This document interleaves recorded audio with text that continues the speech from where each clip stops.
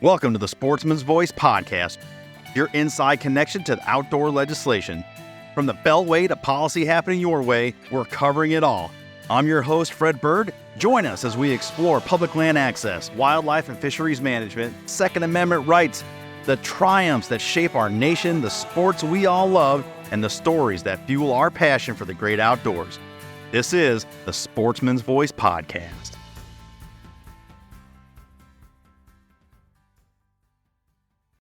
Welcome in, everybody, to another edition of the Sportsman's Voice podcast. Thanks so much for joining us this week.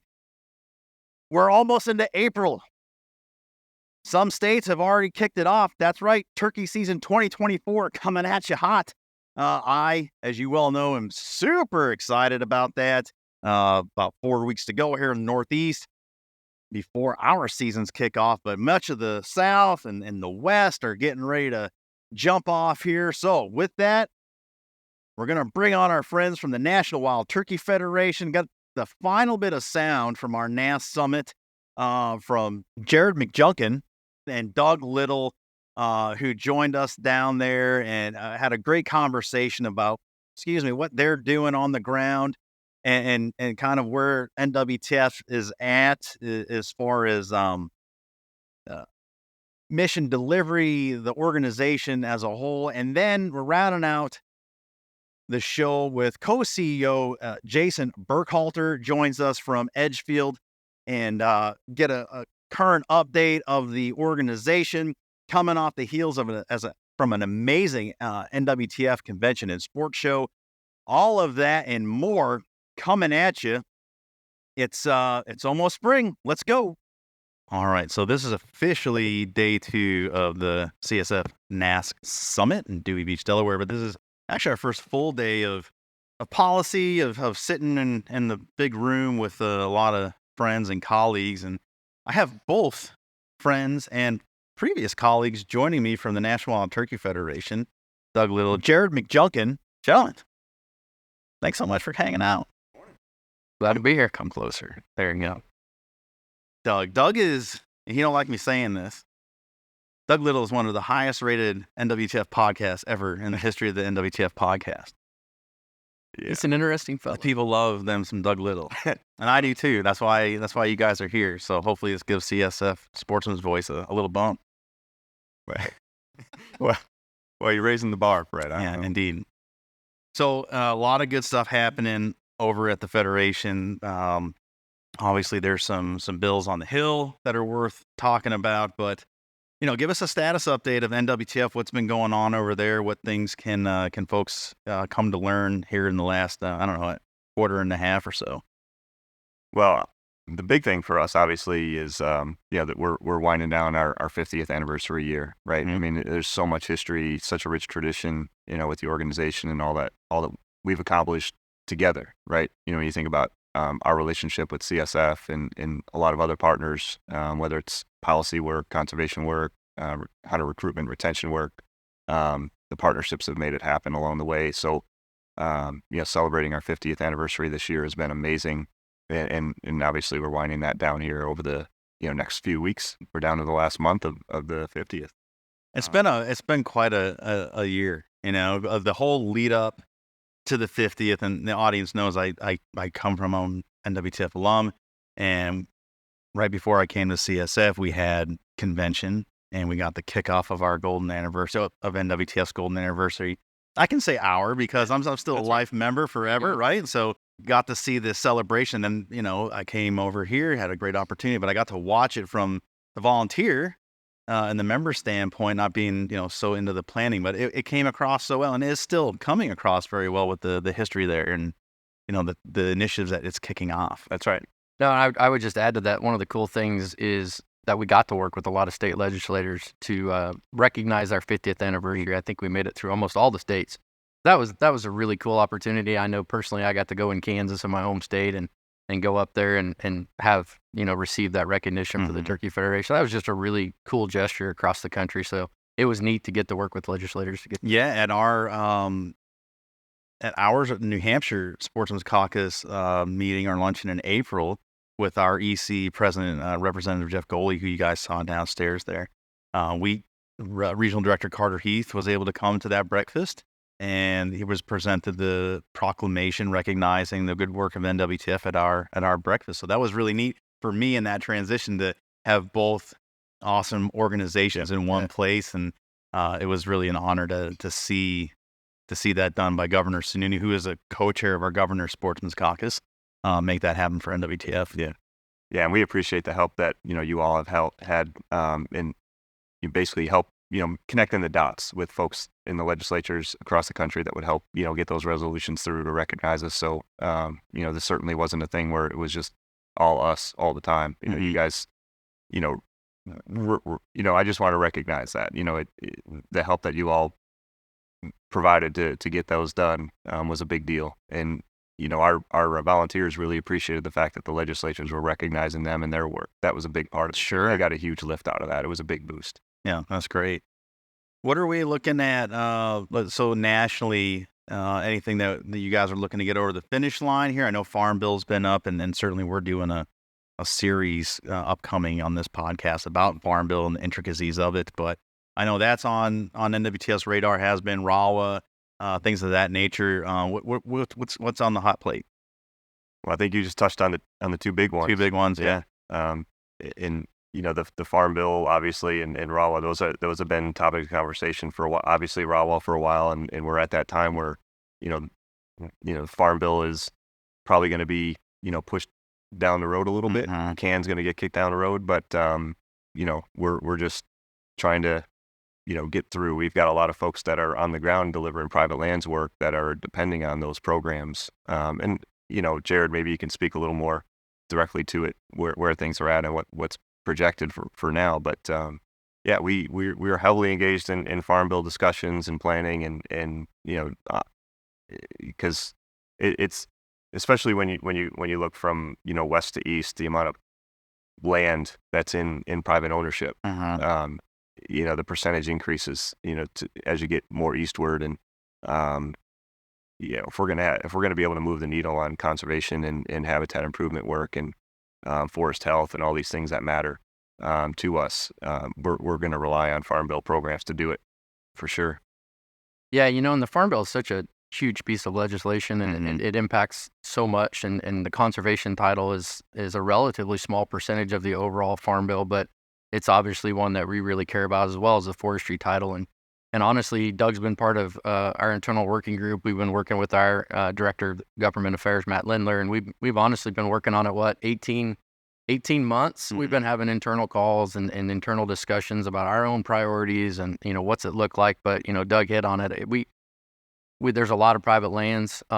Those producers, those landowners, they're an integral part of getting good wildlife habitat on the ground, and the Farm Bill provides that venue in a lot of ways to do that. There's some increased funding in it, but it's a bit of a setback that we're going to push it a little bit longer, but it's not something we can't overcome. And I think a lot of work's already been done in the background, so I hope that's going to push it quicker and get it moving. But we shared a lot of our priorities. It's out there if you just want to go look on our website for our Farm Bill priorities. Just little things that we obviously, Conservation Reserve Program's a big, and I know you're going to have some other folks talking about that, so I won't belabor it, but just really critical for wild turkeys out on the landscape, as well as equipped Environmental Quality Incentives Program is one that we have a lot of staff across the country, foresters specifically, that are helping landowners, and that's often the vehicle for funding for those landowners who want to make some improvements on their property, specifically for forestry. So it's one that obviously the whole conservation community rallies around and comes together and tries to help and talk to our legislators about it. So it's a really important one. And NWTF and probably the last 2 years has made a concerted effort bringing more foresters on board and working with you guys on your side of the house, which is encouraging. And you have these on-the-ground professionals to help advise and work with landowners.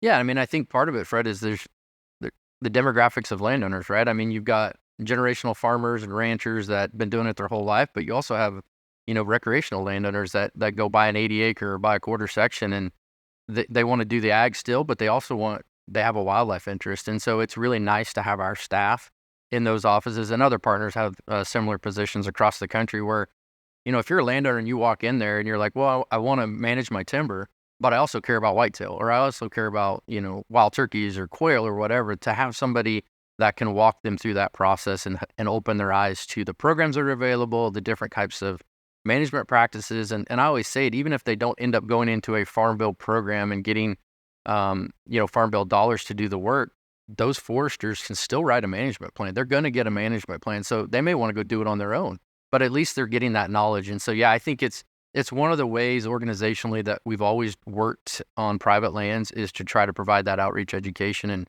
we definitely stepped it up. I don't know how long the NFI, our National Forestry Initiative, has been around. 4 or 5 years now. We're on about 5. Yeah, the second version of that. And so, yeah, we definitely continue to pour into that where capacity is needed and where it makes sense. Oh, that's fantastic. Regionally, what's happening in the East, what's happening in the Midwest? And I know Pat Dorsey, I thought she might be here, but she's not, that I understand. But she certainly has her hands full out in the West. Talk about the regions. So I guess I'd say start off with, in the Southeast, we rolled out our new initiative called Habitat for the Hatch this summer at our National Leadership Conference, and that was pretty exciting. We had a team of staff from all different departments come together to build this initiative in an effort to recognize and identify, okay, what are the limiting factors in the southeastern states that, if we address or put more of a priority into, where could we have the biggest impact? And, we built this initiative that also has a research component to it to basically help verify or kind of clear up or direct us maybe differently if we learn new things, which I'm sure we will. We'll steer some of the research funding within the initiative that we raise towards program projects that will basically tell us how to build brood habitat better, how to build nesting habitat better. Things that we can not only tell the agent, we can talk to private landowners about, and then our agency partners as well. Like maybe if we tweak a little, some of what we used to do a little differently, maybe we can help improve turkey nesting habitat and survival and all that stuff just a little more. And there's areas of the Southeast where turkeys are in decline, no secret there. Hopefully we have get some good reports of, production from this past summer, and things will turn around. It takes, 1 to 2 hatches, to all of a sudden, you're in a lot better spot in the spring, as far as hearing birds. And, but we don't want to just rely on the luck of the draw with weather and all that good stuff that could help increase production. We want to make sure we're putting the right habitat on the ground in the right places. So this initiative is going to help us direct our efforts a little more with a little more focus towards that. And that's been pretty exciting. When that rolled out, and I love the name. The way that came out in the team process was pretty cool. And we're starting to talk about similar opportunities in different regions of the country too. We're having conversations now about, hey, what can we focus on in the Northeast? We're not there yet as far as an initiative rollout. So I hope we never get there. We're building. We're talking. We're building. And I know, Jared, you've got some things going on in your area too. Yeah, I think the big one for us in the central region, which for the listeners, I cover Texas to North Dakota and then kind of Missouri up to Ohio. So it's a pretty diverse landscape, a lot of different habitats. One of the things we've been working on for a few years now is the Waterways for Wildlife Initiative. So we launched that. And actually, right now, our third round of proposals, we're requesting proposals now. Folks can go to our website and find information on applying for those. But, that was really focused on really critical riparian corridors. And if you turkey hunt, and if you turkey hunted, especially in the West and in the Great Plains states where I'm from, those riparian corridors are critical for wild turkeys. They're also critical for neotropical migrants and migrating mule deer and bald eagles, and just critically important for water for people. And, they're in decline in a lot of areas. And so we really wanted to kind of tighten our belt and be more strategic. So we launched that in a 10-state region, and it's a big region. It's Texas and New Mexico straight up to North Dakota and Montana and all those 10 states. And, it's been exciting to be part of building initiatives like that, but then to kind of see them start to hit the ground. And, and I've got to sit back and watch Habitat for the Hatch kind of, get kicked off. And I'm excited to see what Doug and the team over there accomplishes with that. But just in 2 years, I mean, the first year, I think we had 14 projects.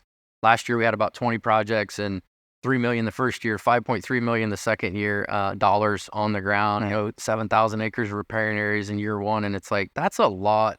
When you think about how critical a riparian area is, and really when you work in a riparian system in that creek channel, in that river basin, when you work right directly in there, you're improving a lot of upland adjacent acres. And so it may not seem like a big acreage amount, but it's expensive work and it's really, really impactful work. So we're just super excited to kick that off again. Got a great team. It's neat. You mentioned Pat Dorsey. That initiative goes across a couple of our focal regions. So America's Great Open Spaces, and then America's Western Wildlands, which Pat oversees. And so that's been cool for me too, because we get to work with across, even within our conservation programs department, we get to work with each other. And so I've got a couple biologists from her staff and a couple from mine. And it's really cool to see the collaboration and working with our fundraising and development staff on that initiative. So that's really been the big one. And just much like Doug, we got some other stuff in the works in the other part of the region, because it's different issues. It's not necessarily all riparian. It's more oak savanna. And so we've been kind of working on that behind the scenes, and pretty excited about what's going on there too. For the listening audience, kind of, with Habitat for the Hatch, go into that. So people may just not understand what that all entails. I think at the last Wild Turkey Symposium there in North Carolina, there was a lot of great research as it came out. And I forget who had it. I want to say Nick Bachner might have done a nest phenology report or presented research on it. And trying to dial in, what is it that these hens look for, year after year. Talk about some of that so people have an understanding of why this is important and what we're looking for. Yeah. So to your last point, I think, there's this, the word on the street about turkey hen nesting may be, that, hey, they'll nest anywhere, right? But while that may be true, that you can find hens nesting in everything from your gardenscape in front of your house. There's been some weird places we've seen, where hens with transmitters will drop anchor and put the eggs down, right? But and all the way up to the middle of a heavily forested patch of woods, closed canopy. Maybe there's some low-lying shrubs that they'll just plop down right there in another seemingly random spot, and that's all well and good, but what conditions provide them the best chance for success? Right. Well, after they hatch out and move on. That's what we want to dial in on. And what we were our group is talking about, hey, we've got a lot of brood habitat out there, and we have a lot of what we think is good nesting habitat out there, but are they in close enough proximity to each other too, right? Because if you might have the greatest nesting spot, this hen may be a needle in a haystack for anything to find. But once that nest hatches, once those poults pip out of those eggs, how far do they have to go to find those insects that they need immediately? And the cover that they need, right? Exactly. So there's that habitat you're talking about. They need, those clean bottoms that grow up with grasses that will have the insects and then have that cover over top. That's right. From avian predators and warm, hot sun. And these things are vulnerable to extreme weather. Yep, that's right. And I mean, you hit it. You could have the greatest brood habitat in the world, high insect density, and that's what those poults need, for the first 10 days or more of their life in order to grow and develop quick enough. Because, once they pip out of those eggs, they're still on the ground day and night until they can fly up even into a bush. Right. And once they can do that, their survival level goes up, a fair amount. Yeah. But then when they can roost up to the next level, then their survival goes up even more. So those insects are critical for them to develop quick enough. So you might have great brood habitat, but we see a lot of it surrounded by what we call a hard edge, where that field that has those, it's an herbaceous ground cover with those weeds and plants that harbor good insects. It's surrounded by a completely mature, wide open forest, no cover, and that's just not going to get it done. But if you think about some of the areas that are well managed in the southeast and the Habitat for the Hatch initiative area, think of a well managed longleaf stand with a good burn cycle every 2 to 3 years, and that's got it all right there. Yeah. Nesting and brood habitat, needle in a haystack in that pine savanna with the herbaceous ground cover. Great habitat for a lot of species, red cockaded woodpecker, gopher tortoise, and it's ideal for turkeys. So how can we do more of that? Let's verify that that's indeed what we want to have on the ground for turkeys, and then let's do more of it. Yeah. And so that's the idea. 1 million acres of quality brood and nesting habitat in close proximity. Let's fund some research to learn more about that, how to fine tune those two things, and just do what we can, just focus in, dial in a little bit more. It's certainly an arduous process, right? Especially the wild turkey community and the some 200,000 members of the NWTF are very passionate about the bird. Yep. And it's all about the bird, right? That's right. You guys have a 2-sentence mission statement: the conservation of the wild turkey and the preservation of our hunting heritage. It's very simple and direct and to the point. To that point, the membership, turkey hunters et al. Want to know why these things are declining in certain areas. Certainly what you're talking about, habitat, is a piece of that puzzle. And I think often what's interesting in prior conversations I've had is we always look for this boogeyman to apply blame. And it's not that simple in this instance. In many instances, you have a habitat issue that the organization and volunteer dollars are addressing. You have things you can't control, the weather. Right. We have no control over this. We have no control over avian predators, avian predation. Can't kill owls and hawks. It's just not a thing. They're protected. Trapping is certainly a tool on the ground. It's not going to solve everything. There have been initiatives to outright get rid of raccoons and ground nesting predators out completely, but that's not in the vein of the North American model of wildlife management and just targeting one species. Well, then now what? Now you've removed raccoons from the landscape. What is that? What fills that? What fills that void? So we have these tools, but it's a combined effort. Yeah, and I well stated. I think, when you look at any species out on the landscape, it's never a simple. There's never a silver bullet, like you said. It's death by 1,000 cuts.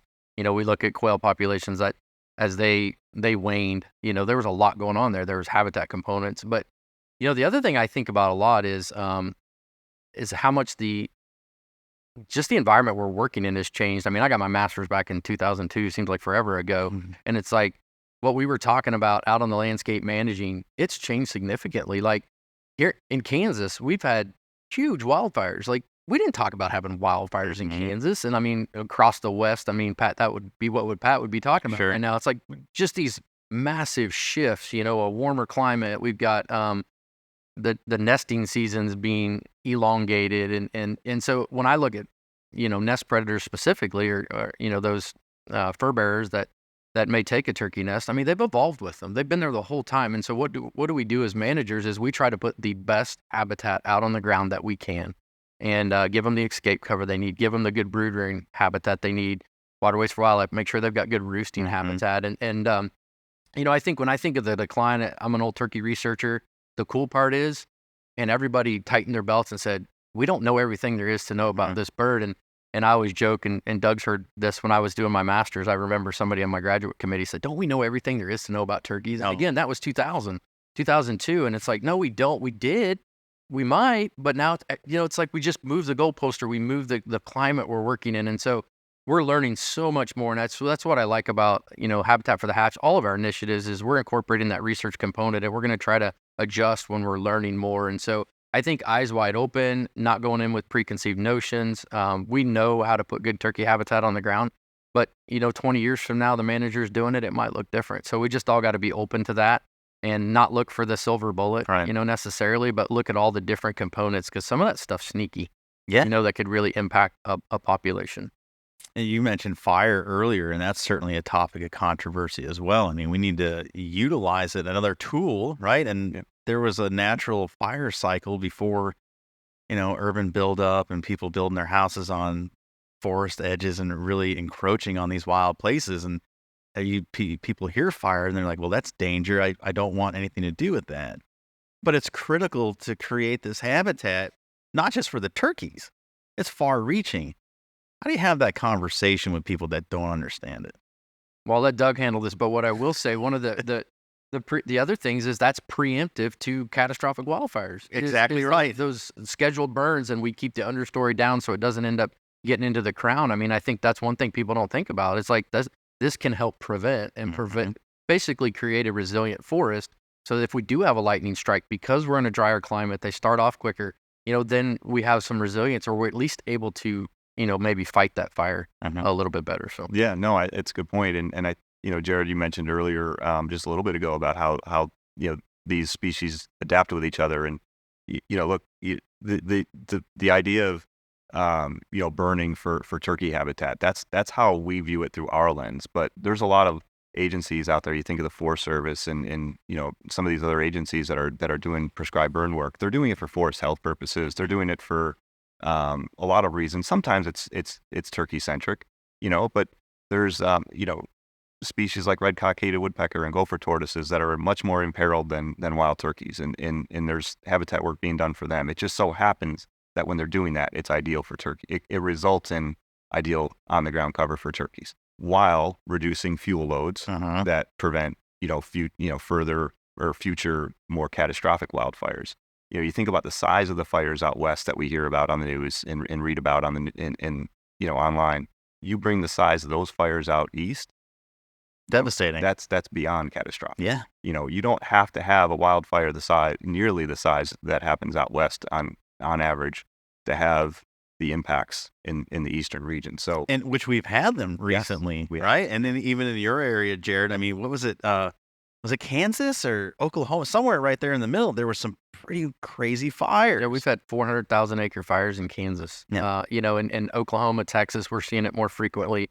And then, yeah, obviously in the West. And certainly when you think coming to the East, I mean, there's always that risk of, loss of lives, loss of structure, but obviously that increases in the East because it's more populated, it's more densely populated, and you've got a lot more people living out, on those edges. So it's definitely something we all have to be thinking about. In over here in the East, we can't think it's not something we need to be thinking about. So let's get ahead of it, right? And so that, I would say if Pat was here, she would be talking quite a bit about the wildfire crisis strategy with the U.S. Forest Service. We were on the ground floor with that. We brought on staff to work on that because, especially in the West right now, it is a crisis. It is an absolute crisis, and the Forest Service has recognized that. Congress has recognized that. The money has gone to get ahead of this, and I won't get into all the challenges. The challenges are, loss of mill infrastructure and the ability to, where do you take the wood, the low value of wood in a lot of places in the West. But we're really working hard with partners on that to try to address that. So,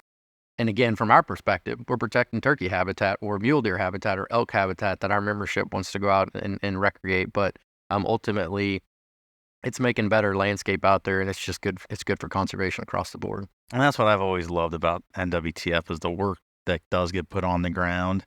Affects, we always joked about, we just don't stick a stake and a sign in the ground and say for the turkeys only. The ripple effect is just so far reaching. And, when you're a species specific organization, some people, well, I'm not a turkey hunter. Well, that's okay. Yeah.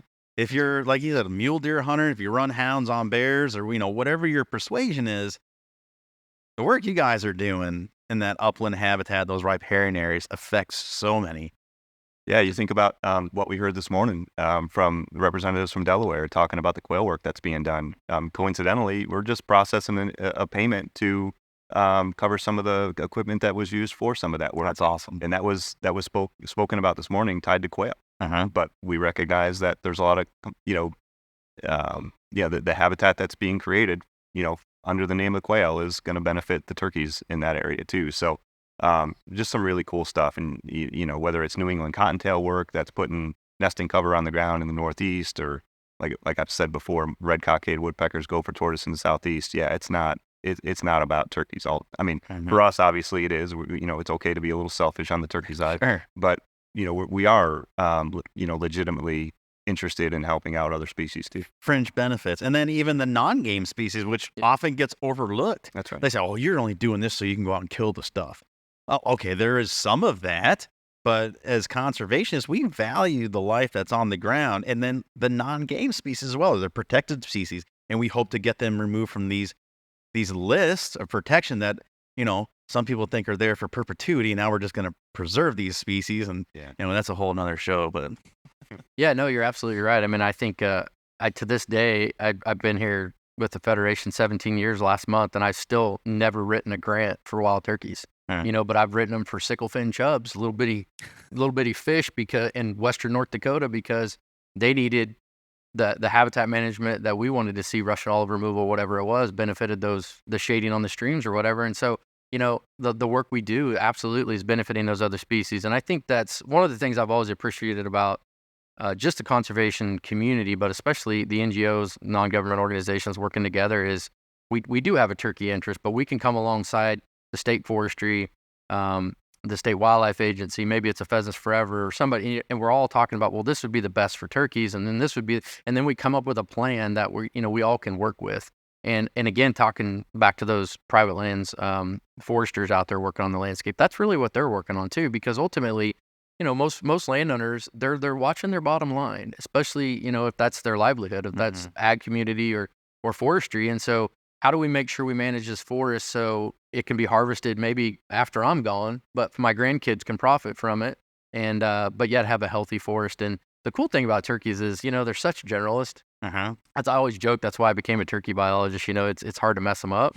They're really, really stout birds, and they just weather the storm, so to speak, really well. And so a lot of the work we do can benefit mule deer working in riparian corridors. So yeah, it's cool to be able to do that. And it also allows us to build a bigger fold, within our organization. People can come along even if they don't turkey hunt. Right. That's okay. No, it is okay. You mentioned Matt Lindler earlier, and he largely is down on the Hill. But, you guys are down here in Dewey Beach with us, working with a lot of state legislators from our state caucuses. A lot of the work that gets done for NWTF membership, for constituencies, for our neighbors, is done at the state house level, right?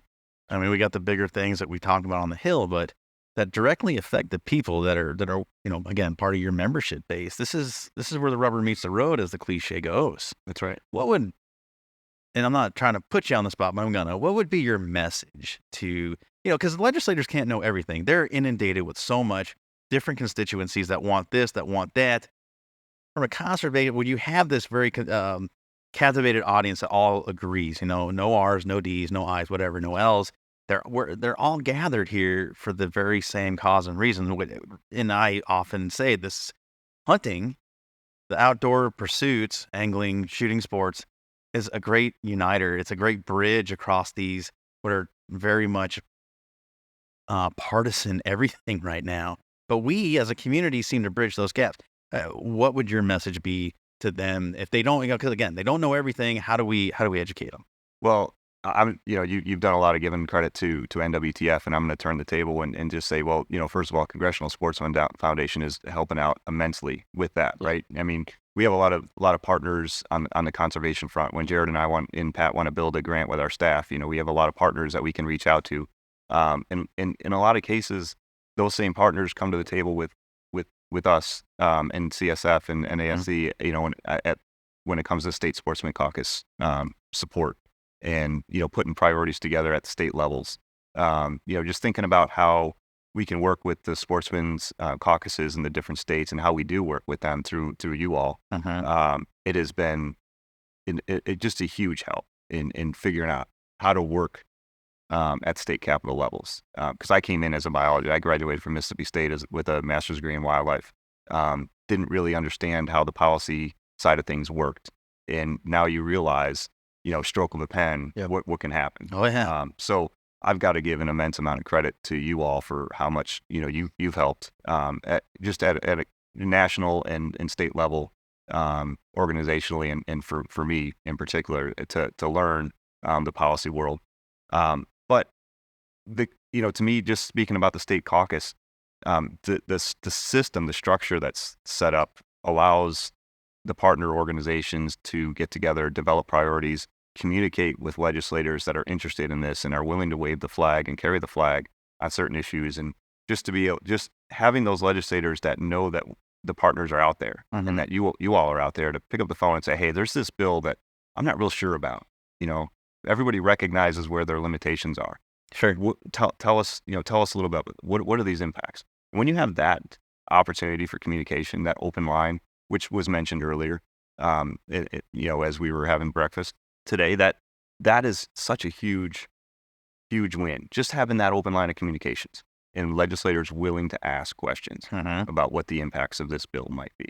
Or being able to listen. That's right. As they may not know. Yeah. You know, and to the point, our community is great when it comes together. Like you said, you guys at certain organizations are very, focused in on what your mission is, but everyone comes together, and CSF obviously can act as a focal point and a conduit to those legislative bodies and our caucus members to say, hey, here's what's happening on the ground. Here's how you can help. That's right. And put good legislation over the line, and then we can also educate and advise, like that one right there.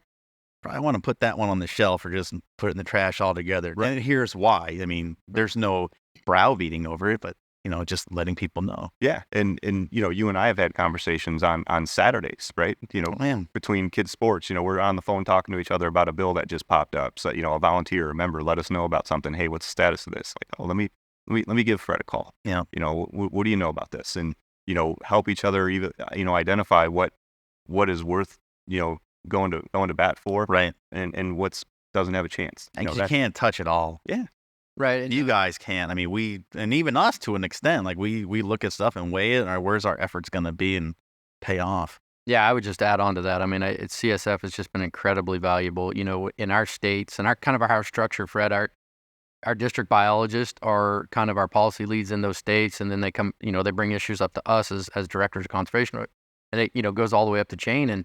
But it's critical. I mean, they're doing a lot. They're doing stewardship with the Forest Service. They're working with our Superfund. They're overseeing habitat projects, and policy is just one of those other things, but a stroke of a pen, right? And so CSF does a really good job of keeping us abreast. But when I think about the whole process, and I think the representative from Delaware mentioned it today, it's just like, don't call up your legislator, when it's an issue and not have ever reached out beforehand, build that relationship. And I think, the hunting community in general, we can be pretty quiet. We can be pretty vociferous too. And I think from a policy perspective, I look at a state legislature, senator, representative, selfishly again, conservation is a small part of what they do. I mean, they're dealing with taxes and all these other things. And so one of the components can be just that education and outreach, and say, here's why you're hearing from sportsmen on this bill, and why we think it's bad or we think it's good. And give them the benefits of doubt. Lots of times there's just a million things going on, and it might look good on the surface. And I think Doug would tell you, working with our volunteers too, sometimes things look good on the surface, but you guys help us a lot by kind of weeding through it and saying that this is one, it's not going anywhere, or, this is shell bill, how that all kind of works. And I think that's what I would encourage our volunteers to always remember when working with our staff is we're working with partners like CSF, and we're getting the best intel we can. And, sometimes the remain in silence a good approach, and that's hard to do sometimes. Yeah. It's really hard to do. Parting words. Man, just thank you for having us. I mean, this is great. Have already, kind of late getting up to the room because having a conversation with the representative from Vermont, right? Mm-hmm. There's a lot of really cool stuff going on that without this, we wouldn't really know about, just when you think you have your finger on the pulse. Yeah. This other cool thing that you learn about. That's exactly right. Yeah, no, same thing. I just appreciate being here and opportunity to chat with you, Fred, and just really value the partnership. It's been an awesome partnership, and it really brings value to what we do out on the landscape from a policy standpoint. And, those little policy things allow us to keep doing the good work. The habitat work. So, and the hunting heritage side, which we didn't touch on a ton, but that's the other part of it, that there's a lot that you guys help us with. Yeah. So appreciate it. I heard Cuz this morning speak to a lot of that. So, yeah. Guys, thanks so much for coming in. I appreciate you and all the work you do. Thank you. All right, guys.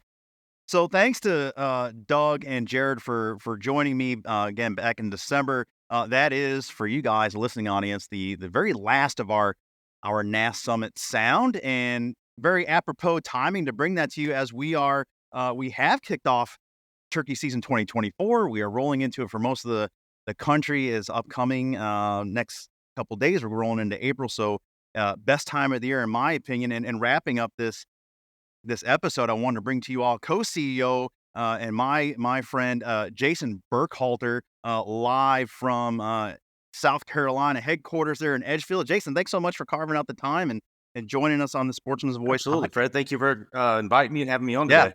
And just to double down on what you said, this is absolutely my favorite time of year as well. Well, I think, and I don't want to out you, but I think I saw some recent success on your part. Yeah, I was able to go down to Florida just north of Okeechobee, Lake Okeechobee, a couple of weeks ago, and got Osceola. Oh, congratulations. Fantastic. Incredible. Good Yeah. looking bird, nice Thank you. scenery there. So congrats on that. Um, the timing, like we said, turkey season kicking off. You guys at NWTF just rolling out from a very successful convention and sports show on the heels of the 50th anniversary.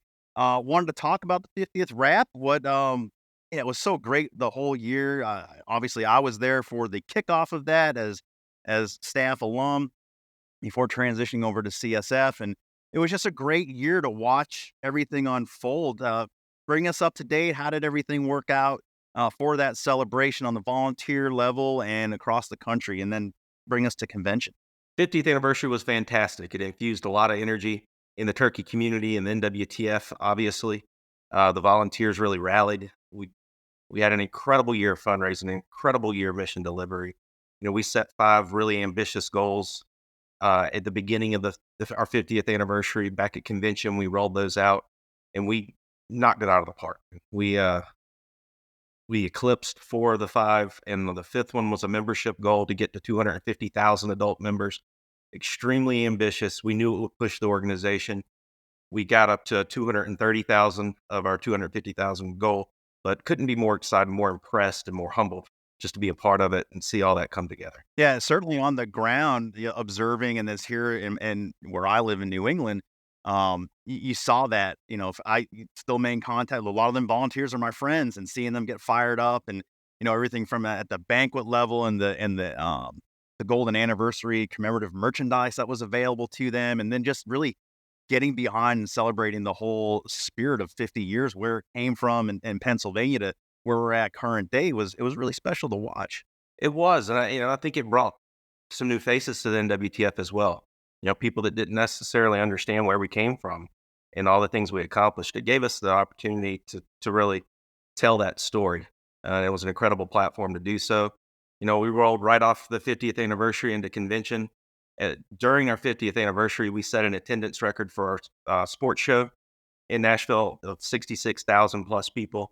In my wildest dreams, I didn't think we would eclipse that. And then we rolled into convention this year, and beginning on Thursday, I knew we were going to set another record. I mean, it was just amazing. So we're continuing to ride that wave of momentum, and really excited about the future. I'll be honest, having been at the kickoff for the 50th convention, and how great that was, and knowing what those numbers were coming out of that event, I thought the same thing. I was like, man, how do you capitalize that? How do you possibly get over that? And then, yeah, I recognize it because I was at convention this year, and come Friday, and it was already impossible to walk down some of those sports show aisles. I was like, oh, they're gonna do it. They are gonna totally beat it.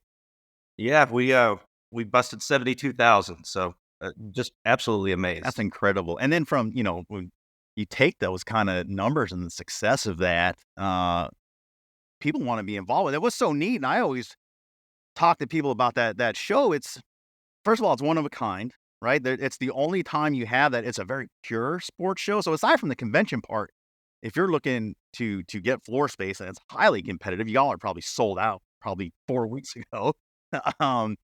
It is one of the cleanest shows as it goes for vendors and people that are on display. So many partners, and it's centrally located right there at a great hub for everyone flying in or even driving in Nashville.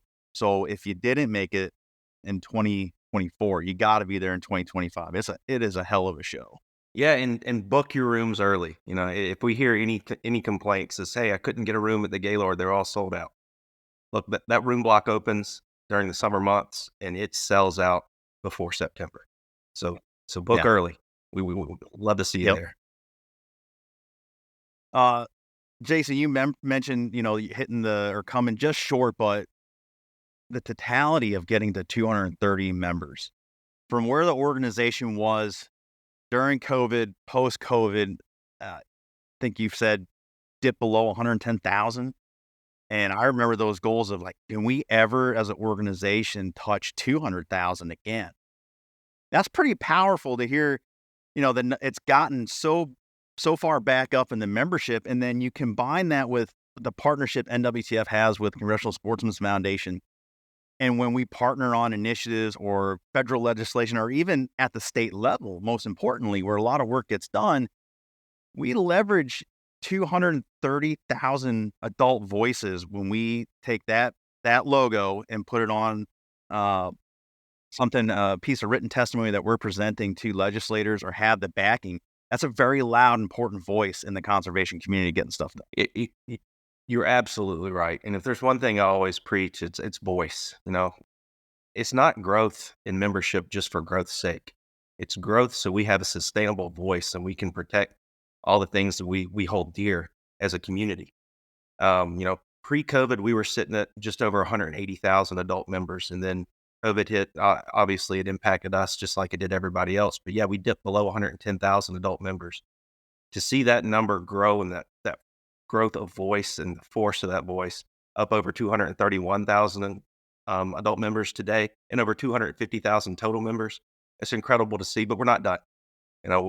We're continuing to grow. We've experienced membership growth 14 out of the last 15 months. So there's some really good things happening here. We're telling our story better than ever. We're talking about the importance of mission delivery. We have a resurgence of wild turkey research, which have really got people's attention. And we're doubling down on that. We're issuing another national RFP for wild turkey research yet this year.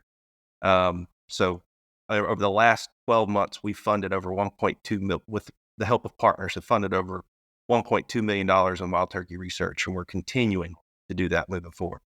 It's interesting, when you have membership-based organizations, and how do you rally the troops, and what is actually happening on the ground to motivate people to say, yeah, I'm going to raise my hand. I'm going to not just pay my membership dues and be a passive member, but I'm going to show up. I'm going to get to fundraising events. I'm going to organize with people and do on the ground mission delivery with staff leadership. And, early on, it was putting turkeys in cardboard boxes. That's really exciting work. Did the job so well that, turkeys were everywhere in their native habitat, onto non-native habitat. And so much so that 49 out of 50 states, you have huntable populations.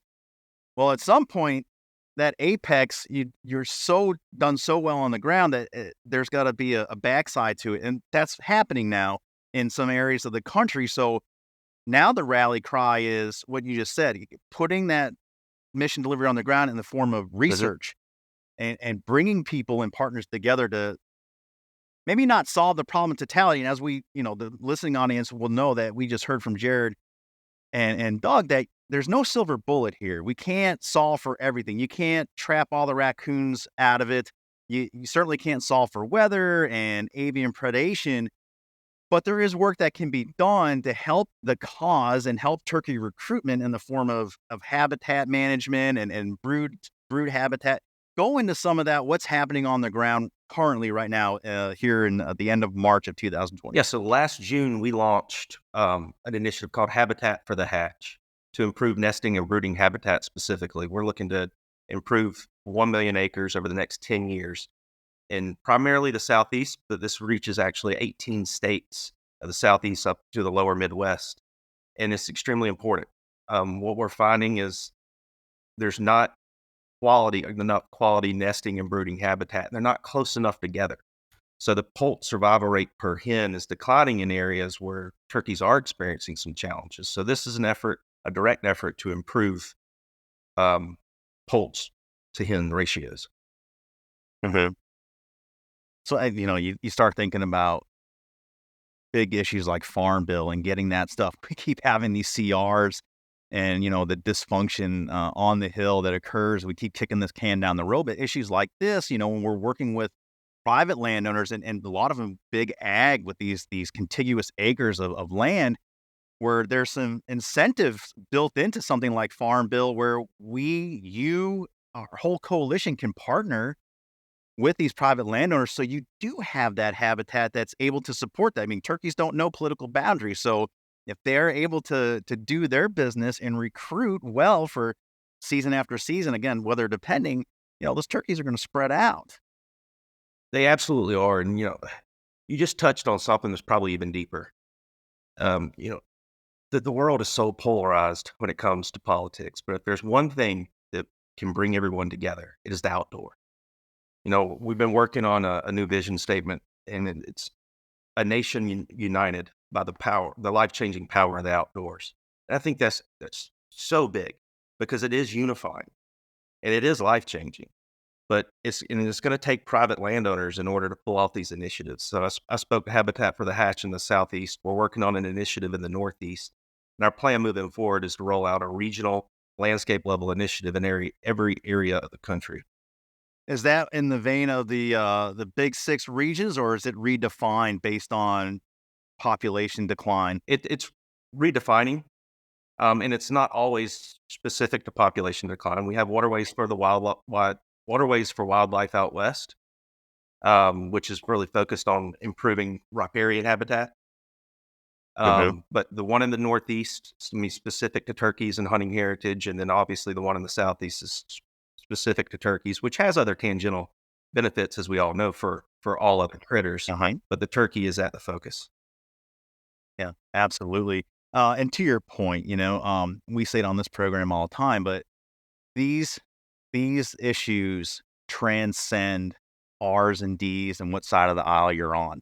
Because if you like going out, if you like getting your feet in the dirt, if you like, going out this time of year, enjoying green spaces and gobbling with turkeys and interacting with that, I don't know how you can possibly make that a partisan issue.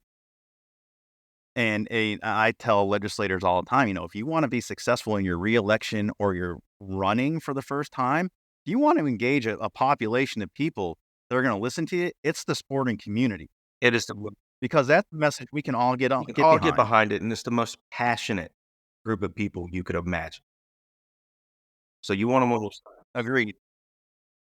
I mean, we know there's a segment of society and the anti-sportsman community population that are equally as passionate and very well organized. And so sometimes the knock on our community is, well, you don't show up to a fishing game meeting or you're not getting behind this. And I think our community is very humble community. Try to be very respectful of a myriad of things.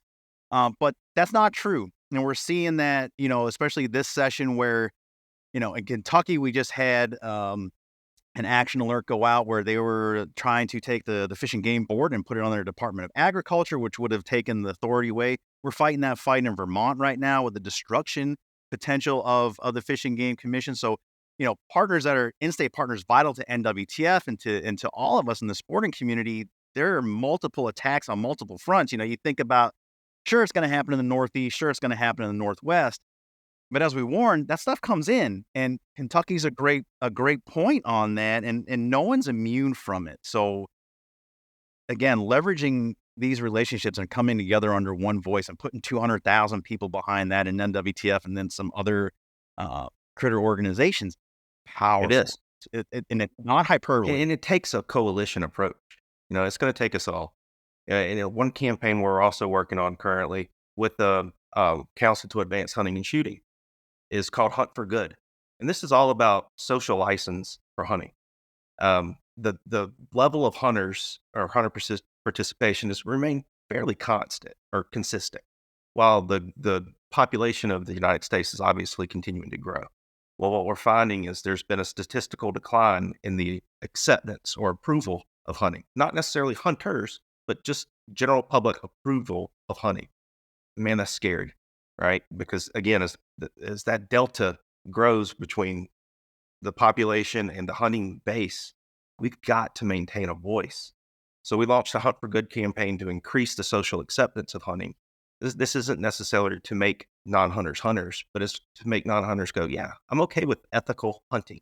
So we're currently piloting that in the Northeast now, and the goal is to roll that out nationally. Think of it as like a got milk type campaign. Yeah. Right.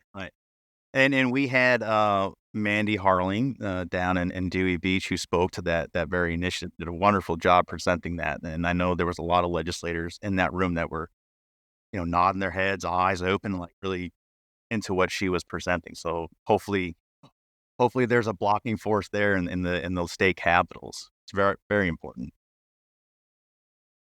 On that same thought, I'm curious, has that, and I didn't get a chance to talk to Mandy about this because we were so busy, Has that initiative shown, that trend that is down on the acceptance of hunting? Do we know where that's coming from? Is it certain demographics, or is it just a generational shift?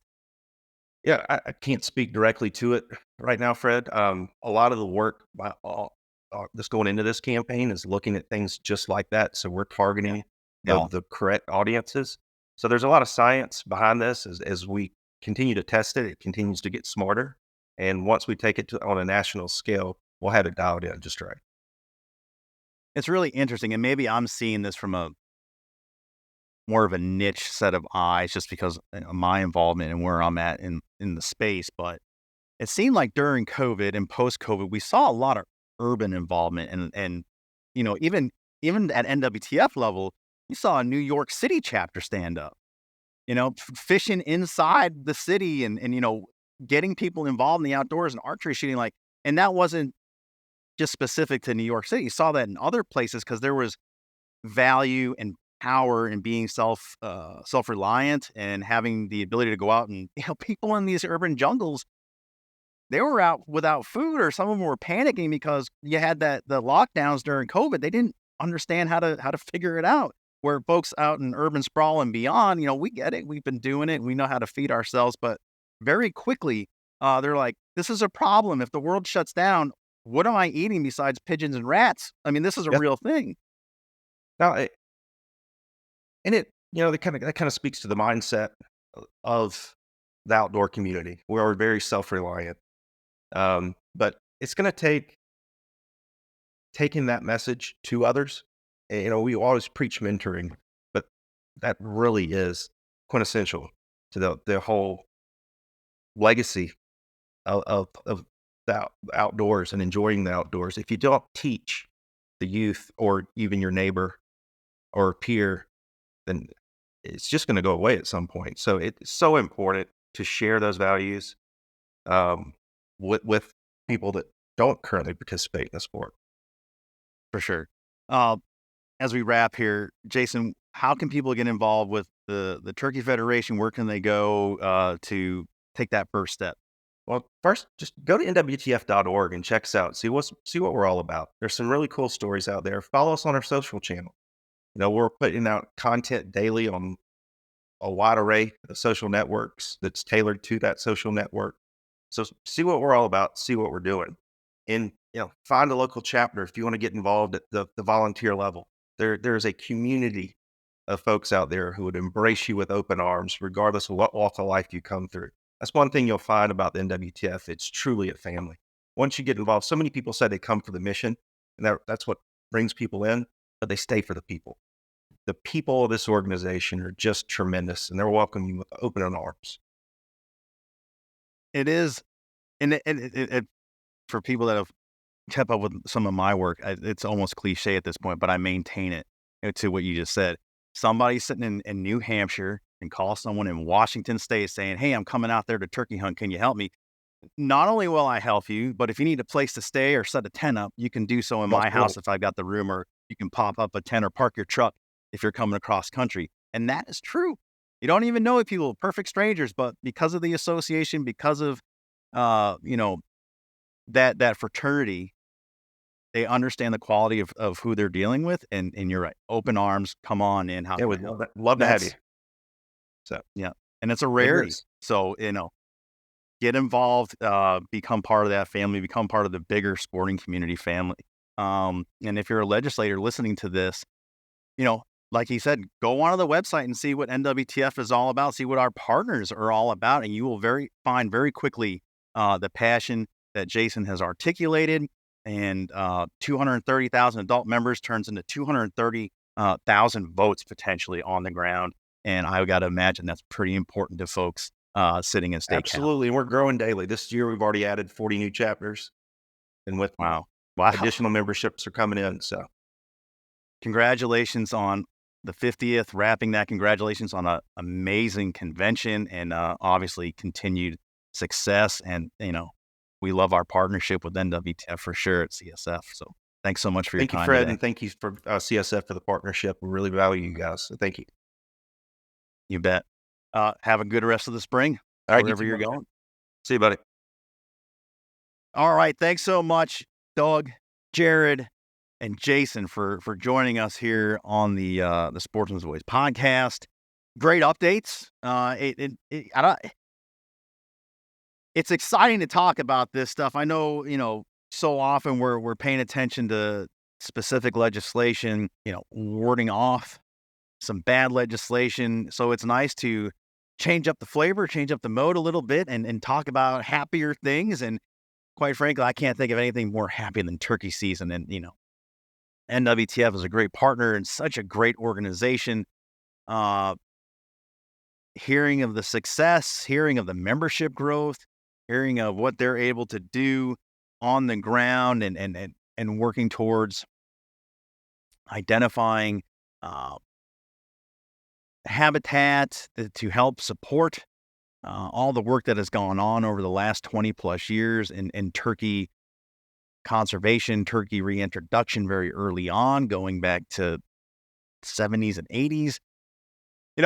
We didn't get to really dive into it on either set of interviews, but it shouldn't be lost, and it needs to be said so often that for a long time there were not huntable populations of wild turkey in this country. You go back over 100 years ago, 1920s, where I think actual populations of the bird were relegated to the southeast, definitely down there by Edgefield in South Carolina, low country area. And that was it. It took a concerted effort to reestablish the bird in its home territory. And then obviously it's, as a generalist, as you heard, was able to set up roots. And you have these subspecies, these beautiful subspecies of wild turkey throughout the country in Merriam's and Rios. And Jason, got his Osceola, very specific subspecies to Florida, Central Florida, and then easterns throughout most of the country. It's the number one conservation success story, closely followed by the elk in this country. And getting back to my bigger point, there's a couple of generations of turkey hunter that don't know any better than turkeys are everywhere and they're readily available in most parts of the country. That has not been the case. And it is an amazing privilege to be able to go out. And maybe we're not in the golden age of turkey hunting anymore. Reference that apex and turkey population on the ground and maybe on the decline in some areas of the country, but still you haven't seen any states shut it down. They make adjustments on the ground as far as how long you can hunt them during the day, length of season, take during the seasons, maybe shutting down some fall seasons and going off the best science that's available from some very knowledgeable people on the ground. But you haven't seen that shut off. So we're still in a fairly good spot as it relates to turkey hunting, the opportunity, access at all. It's pretty remarkable. So be cognizant of that fact. Be cognizant that we are still living in as far as turkey hunting goes, a pretty amazing time. So with that, I wish you all the best success and safety as you go afield this spring. And, there is no better opportunity to mentor a young person or even an emergent adult hunter that, has always wanted to try this and never had the means or the opportunity to get out. There is nothing that will excite an individual more. I think no matter what their age or what their socioeconomic demographic is, you put someone in the turkey woods, you make a call, and a bird lights up either on the roost or he hits the ground, and you can just hear it coming. It is life-changing. Not hyperbole. It is life-changing. And I don't know how you walk away from that experience not completely hooked and immediately finding a way to learn more and engage. And then, there you have more buy-in and ideally another hunter has been created that will further add to our community and stop the decline of hunter participation as we've talked about so many times on this particular program. So again, thank you so much to our guest this week. And thank you for sharing the story of NWTF and what's going on today and our ability to do great things together. If y'all are celebrating Holy Week, if you're celebrating Easter, I wish you a happy Easter. Many blessings. Hope you have time with family and have some time for thoughtfulness as we go through the rest of the weekend. If you're listening to this outside of it, I hope you had a great one, and I hope you're teeing up, getting ready for time and field in the spring, and just really enjoying what is an amazing time in the woods. It is turkey season. So until next time, remember, every Wednesday, guys, we have our audio version of the Sportsman's Voice.